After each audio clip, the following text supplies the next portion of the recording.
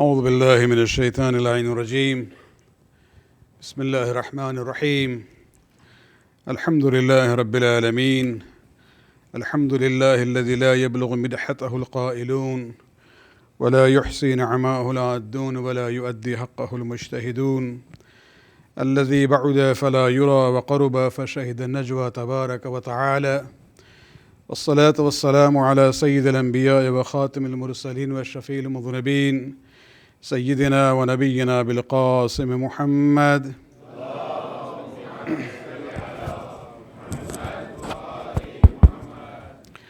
وعلى أهل بيته الطيبين الطاهرين المعصومين الذين أذهب الله عنهم الرجس وطهرهم تطهيرا.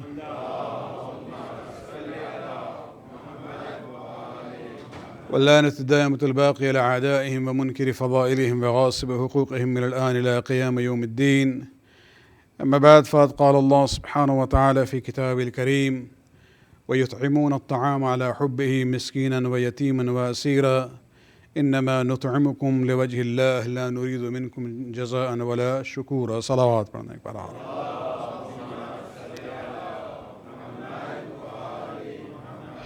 We thank Allah subhanahu wa ta'ala for the opportunity to study the Quran during this holy month of Ramadan.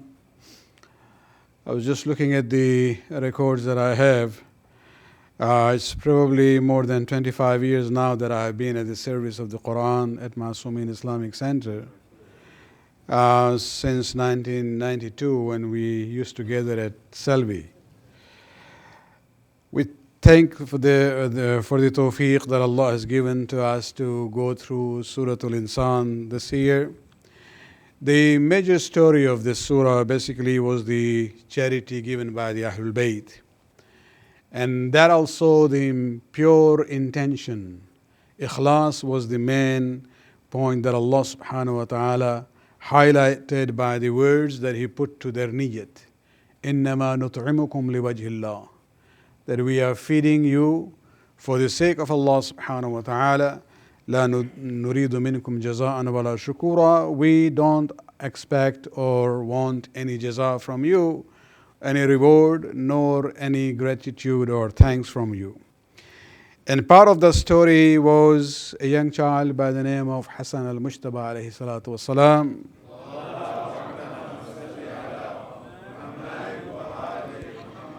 And keeping that theme in mind of Surah Al-Insan as well as the wiladat of our second Imam, today I would like to just talk about one or two examples from his life, just to emphasize the point of charity that we learned from Surah Al-Insan.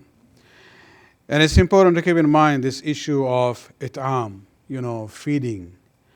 Charity can be done in different forms, but this is considered to be something which has been emphasized even in the du'as that we recite in the month of Ramadan, where we say, Allahumma ashbi' kulla jai', that Allah feed every hungry person.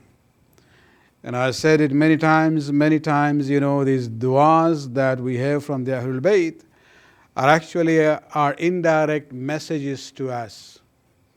When we say to Allah that, oh Allah, feed the hungry people, it's not that Allah is going to come Himself and feed. In a way, we are being reminded, and the actual plea should be that, oh Allah, give me the opportunity that I, for your sake, feed the poor. And so that has to be the message that we get from the du'as that we recite. And so this issue of, it'amut ta'am, giving the food, feeding the poor, this is an important issue as far as charity is concerned. If you look at the world at the moment, although there is quite a lot as far as affluence is concerned, but there is a lot of, extreme poverty around the world.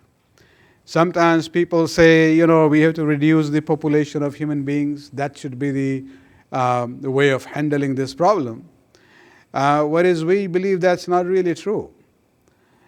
If Allah subhanahu wa ta'ala is allowing, creation to that level, He also has provided the means.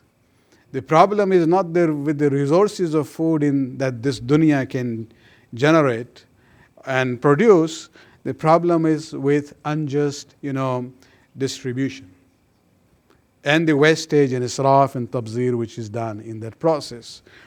And so, just keeping that issue in mind, let me begin with the seerah of Imam Hassan al-Mujtaba alayhi salatu wasalam.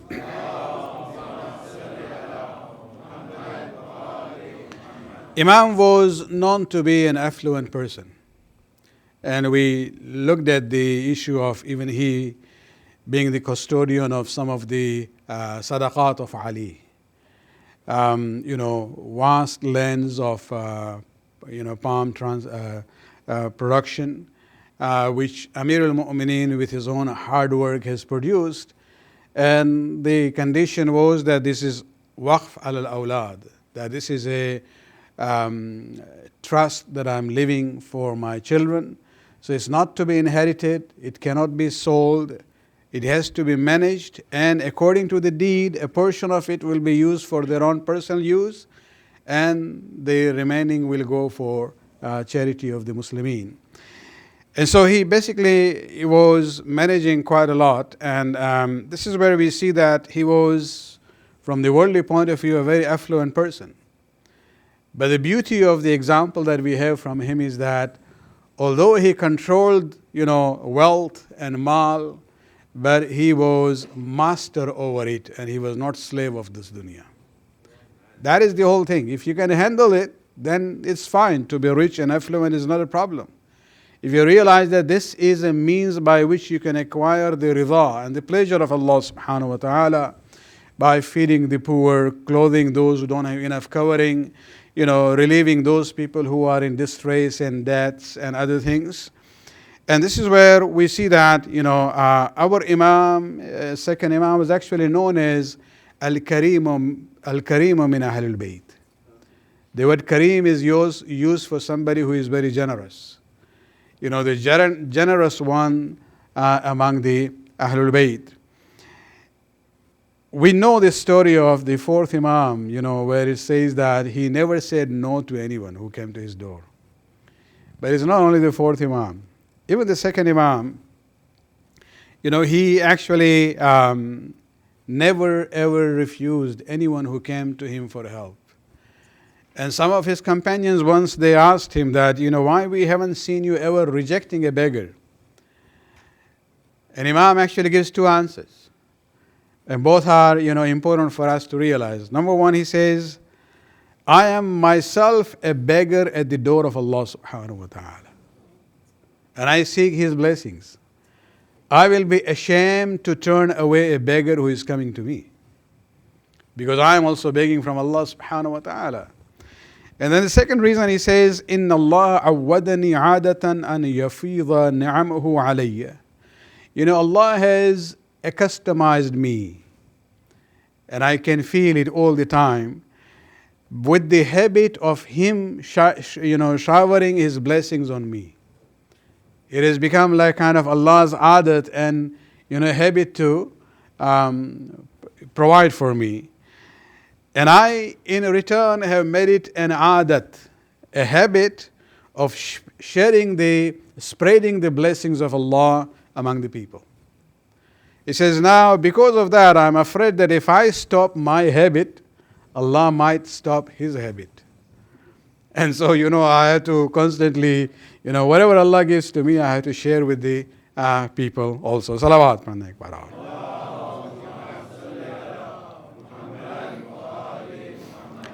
And when we talk about this issue of, generosity and charity, remember, it's not only the issue of just looking at the beggars on the street or somebody who is really, really desperate.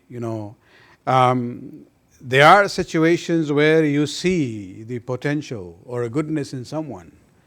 And by helping that individual, you might be able to improve that person's, status and situation without that person asking you. And this is what, we had to really look for it. There is an incident where we are told that once the Imam was passing by somewhere, this is a suburb of Medina, And he happened to notice a black slave sitting by the wall of a garden.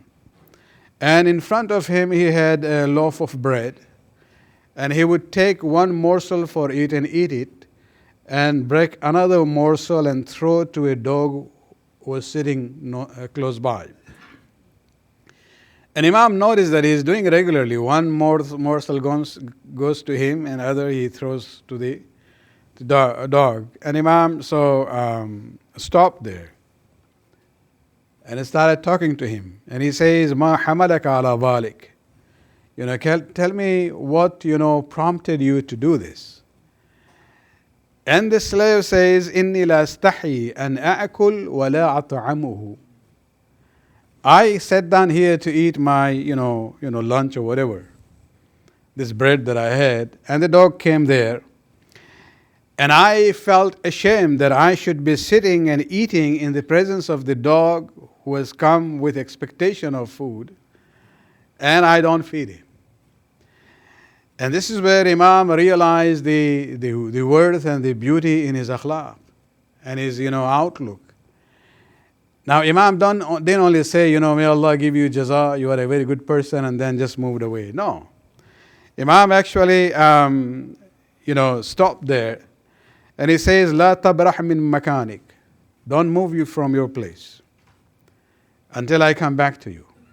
Now, I'll just digress here, slightly, that the slave was feeding not a human being. He was feeding a dog. A dog is supposed to be najis. It is najis in our fiqh from the najis ayn. And if wetness from the dog touches you, you also become, your clothing, your hand will become a najis. But you have to realize that, najasat and being evil are not one and the same thing. Even in the discussion that we had about early ayat from Surah Dahr, when we talked about how Allah subhanahu wa ta'ala has created the human being, when He uses the term min al-nutfa, you have to realize that najis does not mean automatically evil. As I gave the example, you could have a very pious man who dies away. A learned, pious Muslim dies. From the time of his death to the time of his ghusl mayyit, that body is considered to be najis. But we don't say it's evil. We don't run away from it. We still have that respect and honor and dignity for that body of that person. And so sometimes people connect najasat with being shar or evil or, qub. No. These are two unrelated issues. Perhaps dogs are more loyal than many, many human beings, as far as their interaction with their masters are concerned. But the whole issue is that when we talk about najasat, there are three things that we have to be careful about. We have to refrain from najasat in our food, in our drink, and at the time of namaz and prayers, our body and clothing and the place of namaz should be pak. And when you look at the nature of dogs, especially the saliva, this is where we say, don't bring the dog inside the home. This is where having a dog as a pet is a problem. It's a serious practical problem. That's why we say no. It doesn't mean dog is considered to be an evil animal. So always, do not mix these two things of najasat and something being evil. Salawat pranay para.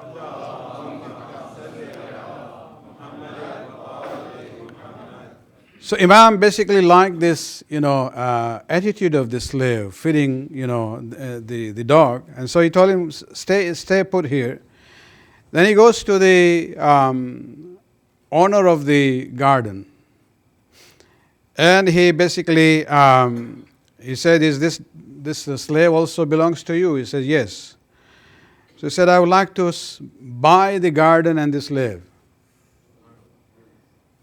And, the fellow agreed to sell that to the Imam, and Imam basically bought the garden as well as the slave. And then he came back to the slave and he said, "I have bought you now, and I am making you free in the way of Allah subhanahu wa ta'ala.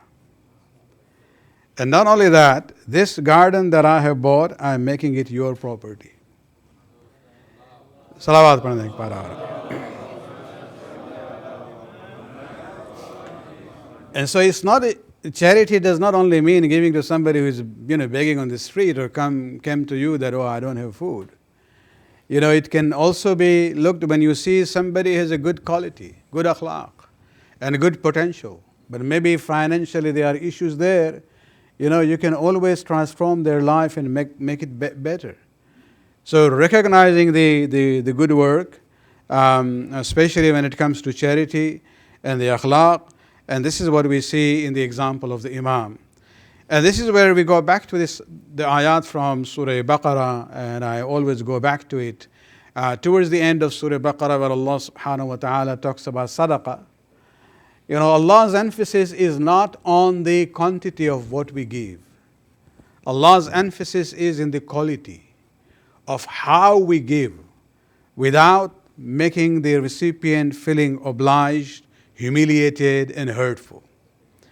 And that is the most important thing. And so we see in the seerah of the Imam that there were cases there he would actually be actively looking, especially when it comes to those who are close to him, extended relatives, or even the friends, that he would actually try to find out their situation and come to fulfill their needs before they come and ask him.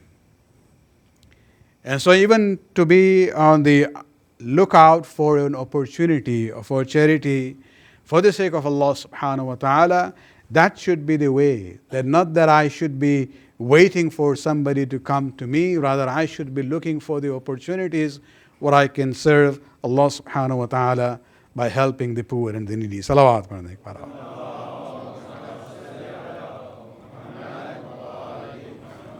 There is one more principle in the morals and ethics of the Ahlul Bayt, as taught by the Prophet, where in a very famous hadith he says, كُلُّ مَعْرُوفٍ صَدَقَةٍ.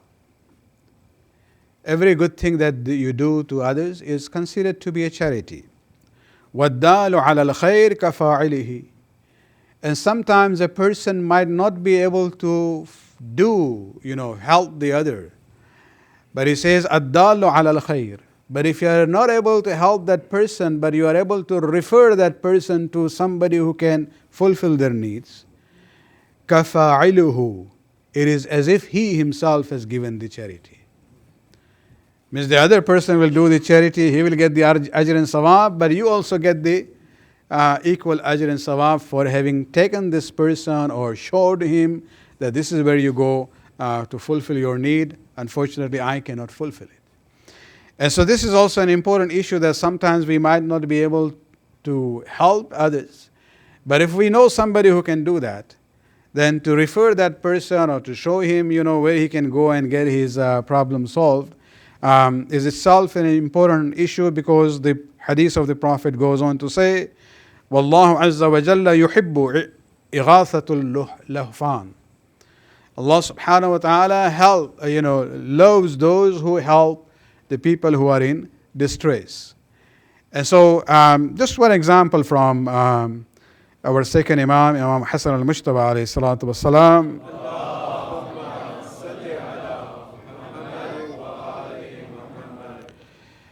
Unfortunately, in this hadith, the event is there, but the name of the Khalifa is not there.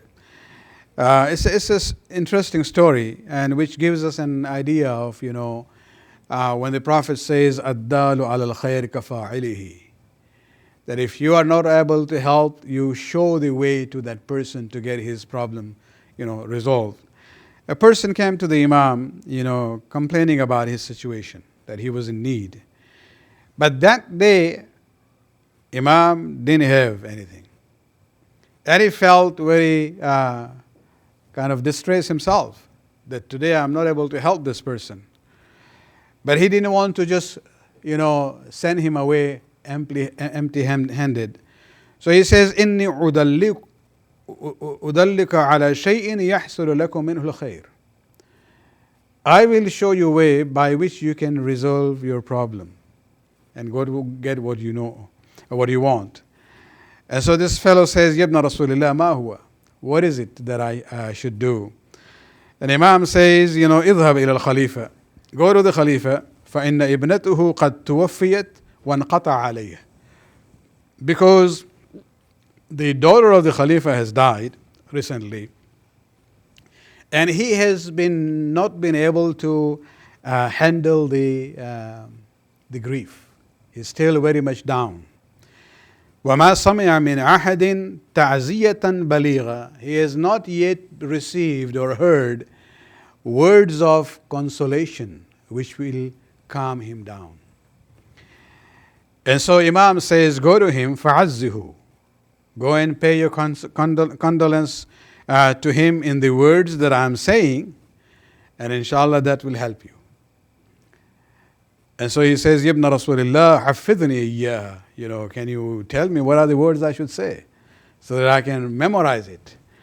And Imam says, listen to these words, memorize it. Go to him and say, Alhamdulillah الذي سطرها بجلوسك على قبرها ولم يحتكها بجلوسها على قبرك. We might need some thought about it, because sometimes, the Western culture is very different to understand the values of the East. Of course, when I talk East here, I mean Islam. Imam says that, remember this sentence. Go to him and say, praise be to Allah, who covered her honor with you sitting at her grave, and didn't expose her need by her sitting at your grave. Now, what does it mean? I'll have to explain. Basically what the Imam is trying to say, that, tell him that if you had died and your daughter was still there, as a child, and sitting there at your grave, people will feel pity about her. Everybody will say, what will happen to this yatima now? And people will have different kind of, thoughts about her. But Allah has taken her away from you. This is His, will. People die according to different, ages. By you sitting by the grave, Allah has preserve her dignity and honor. She didn't have to go through the process if it was reversed, that you had died and she was sitting by your grave. And so he memorized this sentence from the Imam, went to the Khalifa, and he sat down. He said, I've come for, to share in your grief. And he uttered these words.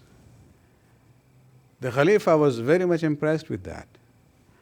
And it basically made him, calm down, and his grief, basically, he was able to handle with that, loss in a better way than any other person would have come before, and try to console him.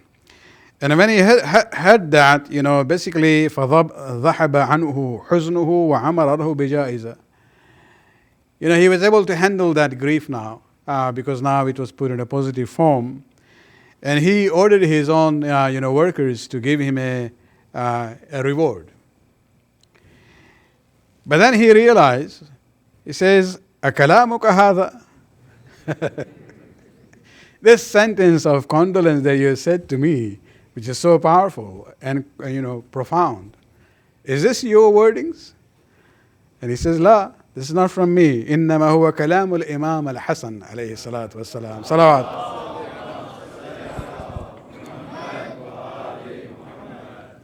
And so the Khalifa says, صدقت. You really are a truthful person. فإنه معدن الكلام الفصيح. Indeed, Hassan is a treasure of eloquent speech. And then because of his truthfulness, he actually added into his reward that he had given to him. Salawat.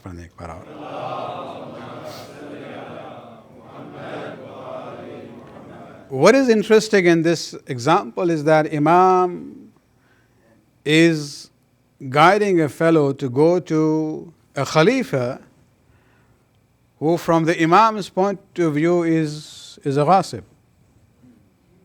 He is unjust. He is not the legitimate ruler and a Khalifa in that way.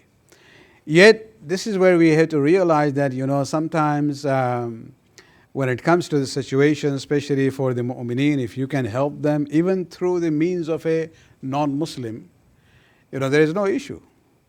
Sometimes we have this whole issue that we should live in isolation totally, nothing to do with the non-Muslim society. No. If there are means and ways which we can avail as Muslims in our rightful, way, to relieve the fellow Muslimin from the difficulties that they have, then, there is nothing wrong in guiding them to go in that direction and by that method. Salawat upon the Akbar.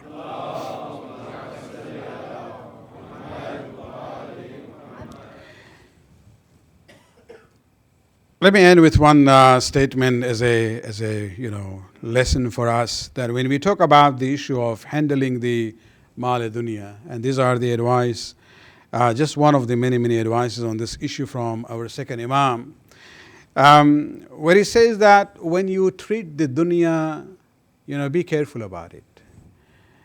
It's not an issue that we should shun the dunya, the world and the wealth and the blessings that Allah subhanahu wa ta'ala has created for the human beings. It is how you handle it, how you use it, and for what purpose. And just to, always keep in mind the broader perspective, and these words are very powerful, where he says, وَاعْلَمْ أَنَّ فِي حَلَالِهَا حِسَابٌ وَفِي حَرَامِهَا إِقَابٌ وَفِي الشُّبَحَاتِ عِتَابٌ. He says, when it comes to the mal dunya, the wealth of this dunya, remember, whatever halal you acquire, you are still accountable for it. أَنَّ فِي حَلَالِهَا حِسَابٌ. There is no, going away free. Even if it's halal, you will be held accountable. You will have to explain from where and what you did with it. وَفِي حَرَامِهَا إِقَابٌ. If it is acquired in a haram means, then remember there is hisab as well as iqab. Punishment is there. وَفِي الشُّبَهَاتِ. And then there would be this gray area. We are not sure about it, whether it's halal or haram. It is the gray area, which is known as shubahat, doubtful situations. For there, Imam says, وَفِي الشُّبَهَاتِ عِتَابٌ. When it comes to the doubtful, wealth, the acquired wealth which is doubtful, you still will become blameworthy for it. You might not be punished, maybe forgiven, but it is again an issue of being blameworthy. فَأَنزِلِ الدُّنْيَا بِمَنْزِلَةِ الْمَيْتَةِ. He says, therefore consider this dunya, this world, and the wealth of this world as mayta. Mayta means the dead body of an animal. He doesn't mention the ayat, but he's actually using the example from the Quran, where Allah subhanahu wa ta'ala says, حُرِّمَتْ عَلَيْكُمْ. Certain things are haram to you. One of them is, the mayta. The dead body of an animal is haram. But then there is an ayat there which says, unless you are compelled to eat that. So if you are in a situation that your survival now is there, the issue of survival comes in, life and death. Maybe in a winter time you are stuck somewhere, there is no vegetation, nothing, but there is a deer which is dead. It was not slaughtered properly. It is haram for us. But if you are going to die because of hunger, and then you have this mayta, dead, animal, which is haram to eat, for in that situation it will be permissible. So Allah uses actually words except when you are compelled. Now compelled doesn't mean, I went somewhere, couldn't find halal meat, so then I went to, you can still survive with fruits and vegetables and other things. Okay? So, but in that situation, then Allah even puts a condition there also. Condition that yes, you may accept when you are compelled, provided you do not go beyond the limit. So only eat as much as you need to survive. And so now the Imam is using this example, is saying that consider the wealth that you have from this dunya as a maita. خُذْ مِنْهَا مَا يَكْفِيكَ. Take that much which is sufficient for you. فإن كان ذلك حلالا كنت قد زهدت فيها. If the entire thing was halal for you, at least by refraining, you don't have to worry about it. وإن كان حراما لم يكن فيه وزر. If it was haram, at least you took only that much which was necessary for you, and so you took it just like eating from the maita. وإن كان العتاب فإن العتاب يسير. And if you are even blameworthy, your blame would be much less in that situation. Salawat.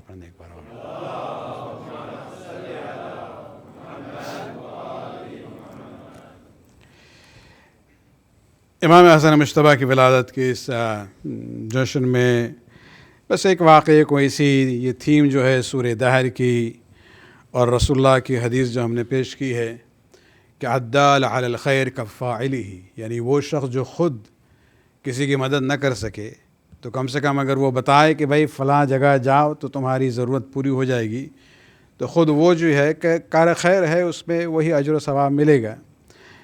رسول اسلام ابتدائی دور میں جیسے سورہ دہر میں ہم نے کہا تھا کہ مالی اعتبار سے رسول کی زندگی اتنے ایفلوئنٹ نہیں تھے، وہ اہل بیت کی بھی کیفیت مالی اعتبار سے وہی تھی۔ ایک شخص آیا مسجد النبی میں رسول اللہ کے پاس کہ اے رسول ہم بھوکے ہیں، ہمارے پاس کھانا نہیں ہے، اطعمنی، مجھے کھانا کھلا دیں آپ۔ رسول اللہ نے کہا کہ خود ہم نے جو ہے ایک دن سے کچھ نہیں کھایا ہے، ہمارے گھر کچھ نہیں ہے، ہماری بیویوں کے پاس بھی کچھ نہیں ہے، لیکن پھر یہی جملہ کہتے ہیں الدال علی الخیر کفاعلہ، کفاعلہ، کہتے ہیں کہ ہمارے پاس تو کچھ نہیں ہے لیکن ہم تمہیں راستہ دکھاتے ہیں۔ پھر بلال سے کہا کہ بلال اس کو جو ہے فاطمہ کے دروازے پہ لے جا۔ سوال یہ ہے کہ یا رسول اللہ آپ نے خود نہیں کھایا ایک دن سے اور آپ کو جناب سید آئے گھر کی حالت بھی معلوم ہے، پھر بھی رسول اللہ کہتے ہیں بھیجو۔ جس طرح سے وہ 3 دن جو لوگ آئے ہیں وہ بھی ایک امتحان تھا جو خدا لے رہا تھا، یہ بھی ایک ایگزامپل تھا۔ اب وہ بلال جو ہے اس کو لے کے گیا، جناب سیدہ دروازے پہ آئیں، پوچھا کون ہے، کہا کہ مسلمانوں میں سے ایک بندہ ہے، بھوکا ہے، مجھے کھانا چاہیے۔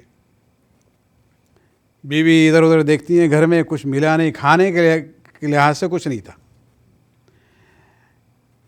ایک فرش تھا، bedding, very simple, made from the Hyde of a shape اور کیمو، جس پہ حسن اور حسین سوتے تھے۔ اس بیڈنگ کو اٹھا کے چمڑے کی لے آتی ہیں، دروازے پہ اسے دیتی ہیں کہ یہ لے لو۔ تو اس نے کہا کہ ہم بھوکے ہیں، اس سے ہم کیا کریں گے، مجھے بھوک لگی ہے، کھانا چاہیے۔ تو بیوی نے کہا ہمارے پاس کھانے کو تو کچھ نہیں ہے، اس سے اگر کام نہیں چل رہا ہے تو بیوی کے پاس اس وقت ان کے ایک کزن نے، جناب حمزہ کی بیٹی نے ایک گفٹ دیا تھا، ایک ہار تھا۔ اسی وقت بیوی نے اس ہار کو نکال کے اس کو دے دیا کہ جاؤ اس کو بیچو اور اس سے تمہاری ضرورت پوری ہو جائے گی۔ تو وہ ہار لے کے پھر مسجد نبی میں آیا کہ رسول اللہ ہم نے کھانے کے لیے کہا تھا، آپ نے وہاں بھیجا، اب یہ ہار ملا ہے، ہمارا کھانا کیسے ہوگا؟ تو رسول نے کہا کہ کوئی ہے جو اسے خرید لے۔ عمار یاسر کھڑے ہوئے، انہوں نے کہا رسول اللہ ہم خریدیں گے اسے۔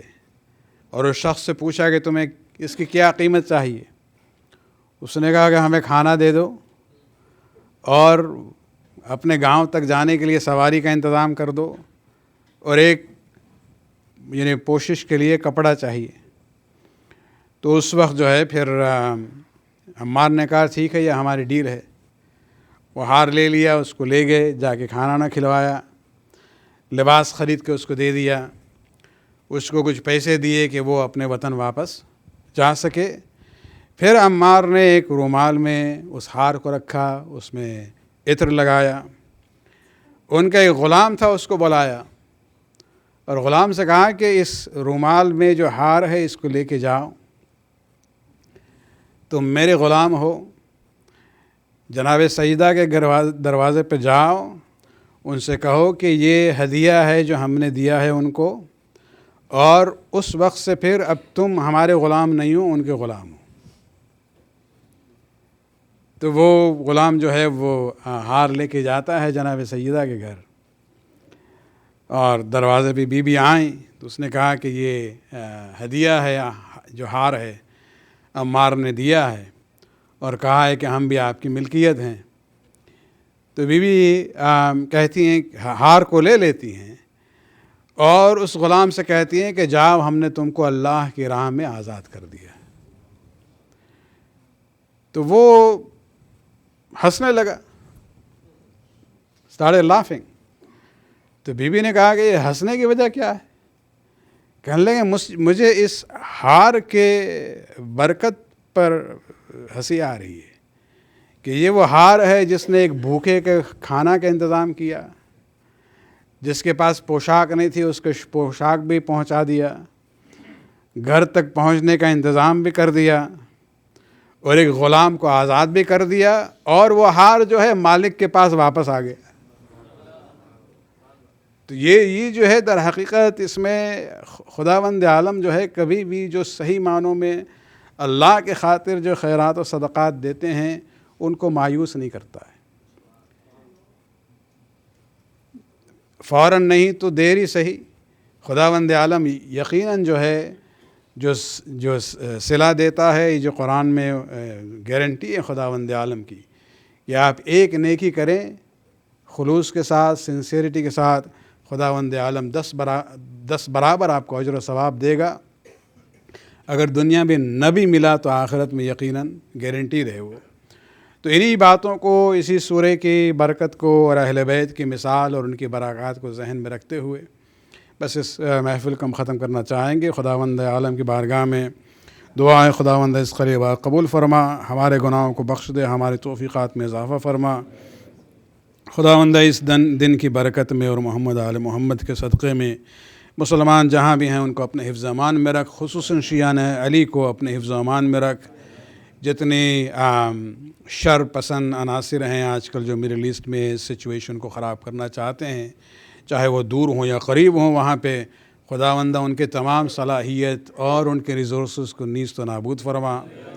خداوندہ خصوصاً جو شیعان علی پاکستان میں ہیں یا افغانستان میں ہیں یا ایران، عراق اور لبنان اور بحرین میں ہیں، ان کو اپنے حفظ امان میں رکھ۔ امام کے ظہور میں تعجل فرما۔ ربنا تقبل منا انک انت السمیع العلیم۔